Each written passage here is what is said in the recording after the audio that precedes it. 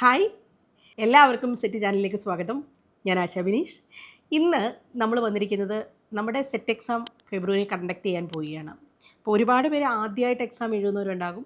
ചിലവർ കുറേ പ്രാവശ്യമായിട്ട് സെറ്റ് എക്സാം അപ്പിയർ ചെയ്യുന്നുണ്ടാകും. പക്ഷേ ചില കാരണങ്ങൾ കൊണ്ടൊക്കെ പാസ്സാകുന്നുണ്ടാവില്ല. ഒരു വളരെ ചുരുങ്ങിയ സമയം, ഒരു 60 ഡേയ്സ് എങ്ങനെ സെറ്റ് എക്സാം നമ്മളൊന്ന് പ്ലാൻ ചെയ്യണം, അത് എന്തൊക്കെ കാര്യങ്ങൾ ശ്രദ്ധിച്ചു കഴിഞ്ഞാൽ നമുക്ക് പാസ്സാകാൻ സാധിക്കും തുടങ്ങിയ കാര്യങ്ങളാണ് ഇന്നത്തെ വീഡിയോയിൽ നമ്മൾ ഡിസ്കസ് ചെയ്യുന്നത്. അപ്പോൾ കുറച്ച് പോയിൻറ്റ്സ് ഞാൻ എഴുതിയിട്ടുണ്ട്, അത് നിങ്ങളുമായിട്ടൊന്ന് ഷെയർ ചെയ്യുക. അപ്പം ആദ്യമായിട്ടാണ് നമ്മുടെ ചാനൽ കാണുന്നെങ്കിൽ ഒന്ന് സബ്സ്ക്രൈബ് ചെയ്തേക്കുക കേട്ടോ. ആദ്യമായിട്ട് എനിക്ക് പറയാനുള്ളത്, സെറ്റ് എക്സാമിൻ്റെ ആ ഒരു പേപ്പേഴ്സിനെ പറ്റി നമുക്കൊരു ധാരണ വേണം. പേപ്പർ 1 എങ്ങനെയാണ് അതിൻ്റെ പാസ് പെർസെൻറ്റേജ് എന്ന് പ്രോപ്പറായിട്ട് അറിയുക.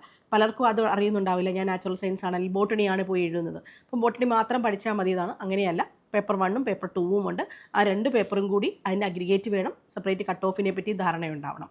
ഓക്കെ, അപ്പം ആദ്യം തന്നെ പേപ്പർ 1, പേപ്പർ 2 എന്താണ് ചോദിക്കുന്നതെന്ന് മനസ്സിലാക്കുക. പേപ്പർ 1 എന്ന് പറയുന്ന ഒരു ജനറൽ പേപ്പറാണ്. അതിലെല്ലാവർക്കും ജനറൽ കുറേ കാര്യങ്ങളുണ്ടാകും. നമ്മുടെ current affairs, GK portions, aptitude, research, methodology, അങ്ങനെ കുറേ പേപ്പറുകളാണ് നമ്മുടെ പേപ്പർ 1 വരുന്നത്. അതോടൊപ്പം തന്നെ സബ്ജക്റ്റ് പേപ്പർ 2 വരുന്നത് നിങ്ങളുടെ കോർ സബ്ജക്റ്റ് ആയിരിക്കും നമുക്ക് വരുന്നത്. അപ്പോൾ ഇതിൻ്റെ പാസ് പെർസെൻറ്റേജ് അറിഞ്ഞിരിക്കുക. ഇനി നോക്കിക്കേ, ആദ്യം ഞാൻ പറഞ്ഞു പരീക്ഷയെപ്പറ്റി അറിയുക. അതോടൊപ്പം തന്നെ LBS ആണ് എക്സാം കണ്ടക്ട് ചെയ്യുന്നത്. ആരാണ് എക്സാം കണ്ടക്ട് ചെയ്യുന്നത്, അതിനുവേണ്ടി അപ്പിയർ ചെയ്യേണ്ടത് എങ്ങനെയാണ് എന്നുള്ളൊരു ധാരണ ഉണ്ടാക്കുക. അതിൽ ഒരു സിലബസ് ഉണ്ട്, പ്രോപ്പർ സിലബസിനുണ്ട്. ആ സിലബസ് ഡൗൺലോഡ് ചെയ്യുക. ഇതൊരു ബേസിക് കാര്യങ്ങളാണ്. ആദ്യമായിട്ട് എക്സാം എഴുതുന്നവർക്ക് മാത്രമായിരിക്കും ഇതിനെപ്പറ്റി ധാരണയുണ്ടാകാത്തത്, അവരെഴുതുക. അപ്പോൾ ഞാൻ ആദ്യം പറയുന്നൊരു പോയിൻ്റ് ഉണ്ടല്ലോ, പേപ്പർ 1 പരിഗണന കൊടുക്കണം, പേപ്പർ 2 പരിഗണന കൊടുക്കണം, എന്നാൽ മാത്രമേ നമ്മൾ പാസ്സാവുള്ളൂ. അതുകൊണ്ട് തന്നെ നമ്മുടെ കോർ സബ്ജക്റ്റ് അല്ലാതെയും കാര്യങ്ങൾ നമ്മൾ പഠിക്കേണ്ടതായിട്ടുണ്ട്. അത് എല്ലാവരും പഠിച്ചു പോകേണ്ട കാര്യങ്ങളാണ്. ഇനിയും അടുത്തത്, നമ്മുടെ ഫസ്റ്റ് നമുക്ക് എന്താ വേണ്ടത്, നമ്മുടെ ഒരു എക്സാം ഒരു PG ലെവലിലെ എക്സാമാണ്. അവിടെ നിന്ന് വേണ്ട ആദ്യത്തെ പോയിൻ്റ് എന്ന് പറഞ്ഞു കഴിഞ്ഞാൽ, നമ്മുടെ കൺസെപ്റ്റിന് ക്ലാരിറ്റി വേണം. നമ്മൾ എന്ത് പഠിച്ചാലും ഒരു പെരിഫറൽ സ്റ്റഡി എന്നതിനേക്കാളും ഉപരിയായിട്ട് പഠിക്കുന്ന പോർഷൻസ്, അതായത് കുറച്ച് വർഷങ്ങളായിട്ട് റിപ്പീറ്റഡായിട്ട് ചോദിക്കുന്ന ഈ 60 ദിവസം നമുക്ക് ചെയ്യാൻ പറ്റുന്നത് ഫുൾ സിലബസ് പഠിക്കുക എന്നുള്ളതല്ല. കുറച്ച് കോൺസെപ്റ്റ്സ് ആയിരിക്കും നമ്മൾ പഠിക്കുന്നത്. ആ കോൺസെപ്റ്റ്സ് പ്രോപ്പർലി അതിൻ്റെ ക്ലാരിറ്റി വരുത്തി പഠിക്കുക. അങ്ങനെ കോൺസെപ്റ്റ്സ് ബേസ് ചെയ്യുമ്പോൾ ഒരു 5-6 വർഷത്തെ ക്വസ്റ്റ്യൻ പേപ്പർ നോക്കിക്കഴിഞ്ഞ് കഴിഞ്ഞാൽ ആവർത്തിക്കുന്ന ഏരിയാസ് കണ്ടെത്താൻ പറ്റും. ആ ഏരിയാസ് ഇപ്പോൾ ചില ലോസിനെ പറ്റിയായിരിക്കും. ആ ലോസൊക്കെ പ്രോപ്പറായിട്ട് കോൺസെപ്റ്റ് മനസ്സിലാക്കി പഠിക്കുകയാണെങ്കിൽ അതിൽ റിപ്പീറ്റഡ് ക്വസ്റ്റ്യൻസ് വന്നാലും ചെയ്യാൻ സാധിക്കും. ഇനിയും ഒരു എക്സാം, പ്രത്യേകിച്ച് സെറ്റ് പോലുള്ള എക്സാം, വളരെ കുറച്ച് പേര് മാത്രം കേരളത്തിൽ പാസ്സാകുന്നതാണ്. അപ്പോൾ നിങ്ങൾ ഈ അടുത്ത 60 ദിവസവും നിങ്ങളുടെ ഫിസിക്കൽ, അതോടൊപ്പം തന്നെ മെൻ്റൽ ഹെൽത്തിന് ഇമ്പോർട്ടൻസ് കൊടുക്കുക. അത് രണ്ടും ഇമ്പോർട്ടൻ്റ് ആണ്. അത് രണ്ടും പരിഗണിച്ചെങ്കിൽ മാത്രമാണ് നമുക്ക് ഈ എക്സാം ക്ലിയർ ചെയ്യാൻ പറ്റത്തുള്ളൂ. പിന്നെ നമ്മുടെ മൈൻഡ് സെറ്റ് വളരെ ഇമ്പോർട്ടൻ്റ് ആണ്. കിട്ടുമോ ഒരുപാട് പ്രാവശ്യമായിട്ട് തോറ്റു പോകുന്നവരൊക്കെ ഉണ്ട്. പ്രത്യേകിച്ച് HSST പോലുള്ള എക്സാമിൻ്റെയൊക്കെ പടിവാതിൽ നമ്മൾ നിൽക്കുകയാണ്. അപ്പം ഇത് എങ്ങനെയാകും, നമുക്ക് കിട്ടുമോ എന്നൊരു ആകുലതയുള്ളവരോട് ഞാൻ പറയുന്നു, നിങ്ങളുടെ മൈൻഡ് സെറ്റ് ഒന്ന് കാമാക്കി ഈ പ്രാവശ്യം അതിന് വേണ്ടിയിട്ടുള്ള ഒരു പ്രിപ്പറേഷനാണ്. നിങ്ങൾ ന്യൂ ഇയർ ആണ് വരാൻ പോകുന്നത്. ആ മൈൻഡ് സെറ്റ് ഒന്ന് പ്രോപ്പറാക്കിയിട്ട് തന്നെ പരീക്ഷയെ സമീപിക്കുക. ദെൻ എന്താണ്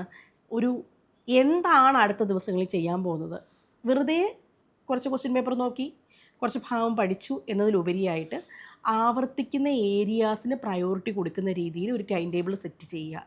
ടൈം ടേബിൾ ഇപ്പോൾ പ്രോപ്പറായിട്ട് നിങ്ങൾക്ക് ടൈം ടേബിൾ ഉണ്ടാക്കാൻ അറിയുന്നുണ്ടാവില്ലായിരിക്കും. ഏരിയാസ് സ്പെസിഫൈ ചെയ്യുന്നത്, അതായത് കവർ ചെയ്ത് പോകണം.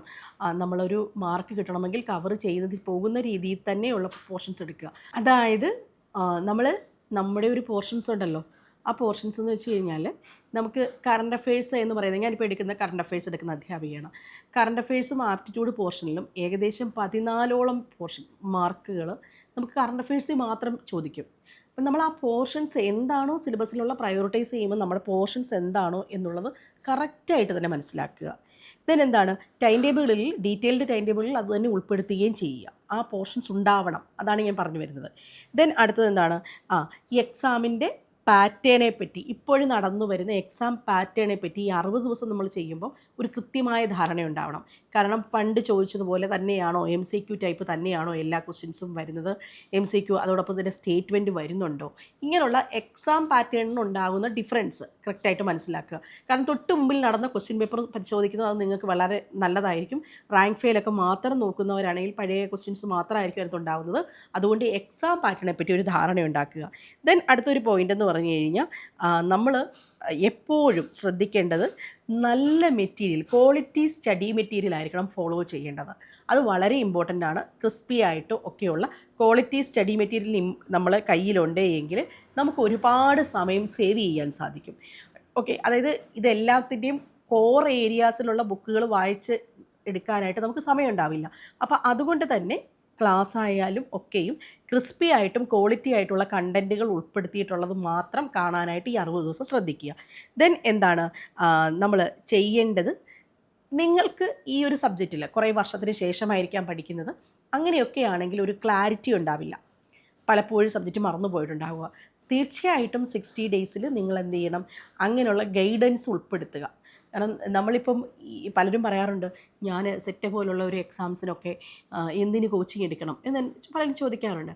പക്ഷേ ഞാൻ പറയുന്നത് നമ്മുടെ കരിയറിൽ ഓരോ വർഷവും ഇമ്പോർട്ടൻ്റ് ആണ്. എല്ലാത്തിനും ഒരു ഏജ് ഉണ്ടാവും അല്ലേ?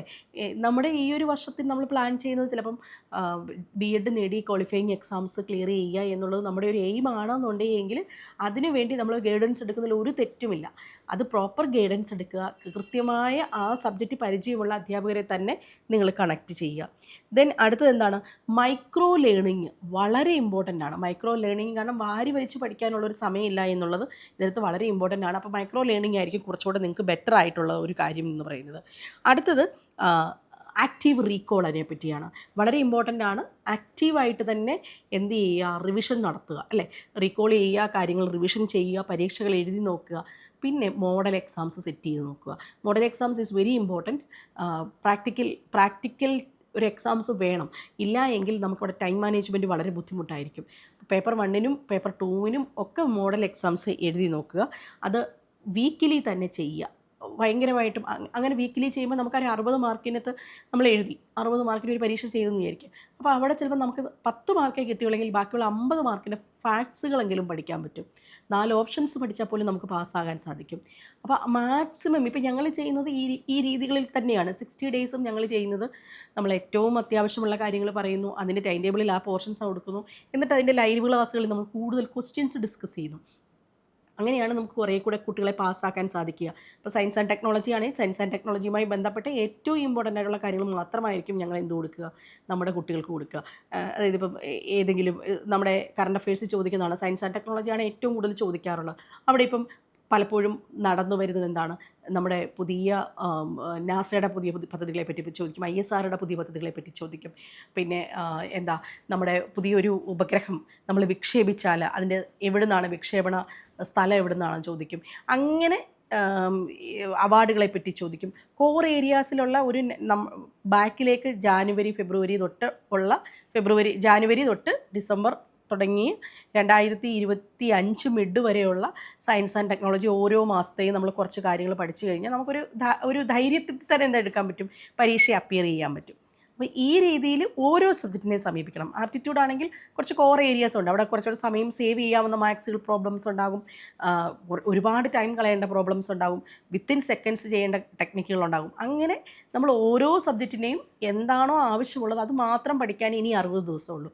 വാരി വലിച്ച് പഠിക്കാൻ സമയമില്ല. അപ്പോൾ ഈ പറഞ്ഞ ഫാക്ട്സുകളെല്ലാം ഒന്ന് പരിശോധിച്ച് കഴിഞ്ഞാൽ ഒന്ന് നോക്കിക്കഴിഞ്ഞ് കഴിഞ്ഞാൽ നിങ്ങൾക്ക് പാസ്സാകാൻ സാധിക്കും. സെറ്റ് എക്സാം വലിയ കടികെട്ടിയായിട്ടൊന്നും വരില്ല. ഏത് സബ്ജക്റ്റ് ആണെങ്കിലും നമുക്ക് പാസ്സാകാൻ സാധിക്കും. CCയോടൊപ്പം തന്നെ പഠിക്കാൻ താല്പര്യമുള്ളവർക്ക് ഞങ്ങളുടെ മൊബൈൽ ആപ്ലിക്കേഷനോട് ഞങ്ങൾ ഈ ഒരു ഫെസിലിറ്റീസ് എല്ലാം നിങ്ങളിലേക്ക് എത്തിക്കുന്നുണ്ട്. അതിൽ ഏറ്റവും സവിശേഷതയാർന്നത് അതിൻ്റെ സബ്ജക്റ്റ് വൈസ് മെൻറ്റേഴ്സും നിങ്ങളോടൊപ്പം ഉണ്ടാകും, എല്ലാവിധ സപ്പോർട്ടും നൽകാനായിട്ട്. കോഴ്സിൻ്റെ ഡീറ്റെയിൽസ് ഞാനിവിടെ കൊടുക്കാം, താല്പര്യമുള്ളവർ കണക്ട് ചെയ്യുക. അതോടൊപ്പം തന്നെ ഒരു ഫ്രീ ഗ്രൂപ്പും ഞാൻ കൊടുക്കുന്നു, കോഴ്സുമായിട്ട് ബന്ധപ്പെട്ട ക്വറീസും സംശയങ്ങളും ഒക്കെ ചോദിക്കാനായിട്ട്. മറന്നു പോകേണ്ട, സെറ്റ് എക്സാമിന് പഠിക്കാനുള്ള സമയം ഇപ്പോൾ തന്നെയാണ്. പഠിച്ചു തുടങ്ങിക്കോളൂ, നമുക്ക് നന്നായിട്ടിത് പാസ്സാകാൻ സാധിക്കും. അപ്പം വീണ്ടും എല്ലാവർക്കും പുതിയ വർഷ ആശംസകൾ. വീണ്ടും പുതിയ വീഡിയോസുമായിട്ട് കാണാം. Thank you so much.